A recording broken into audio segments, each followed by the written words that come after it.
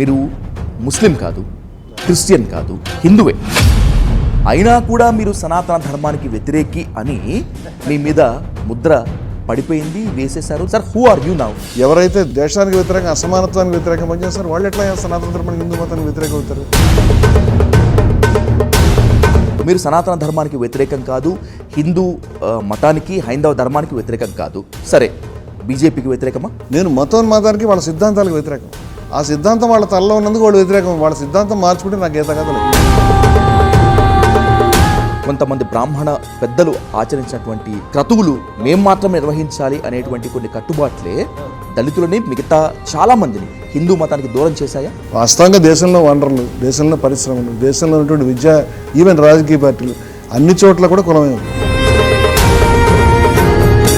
రాముడు శిరస్సు, కృష్ణుడు శిరస్సు అని వాడకుండా మీరు రాముడి తలకాయి, కృష్ణుడి తలకాయ అని వాడారు అనే అభ్యంతరంతో మీపై చెప్పుదాడి జరిగింది. ఈ మనిషి కశ్యప్ రెడ్డి మామూలుగా మాట్లాడుతూ ఇవి కాదు, ఎవడైనా కనుక చేస్తే మేము నరికేస్తాం, చంపేస్తాం, ఎవడ మాట వినం అని కెమెరాల ముందు.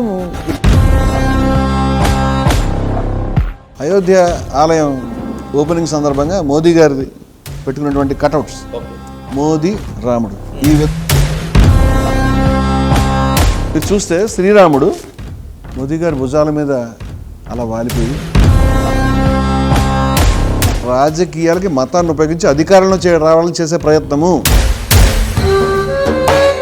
మొన్న కూడా నన్ను కొట్టినవాడు ఖచ్చితంగా వాడు ప్రిపేర్ అయ్యి దీని సంగతి చూసుకోవాలని వచ్చినటువంటి వాడు. అసలు పవన్ కళ్యాణ్ పైన మీ అభిప్రాయం ఏంటి? ఆపర్చునిస్ట్ అండి, అవకాశం.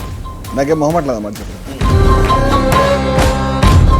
విజయ విహారం రమణమూర్తి శుద్ధపూస కాదు, సనాతన హిందూ అసలే కాదు, సనాతన ధర్మం గురించి మాట్లాడే అర్హత అతనికి లేదు.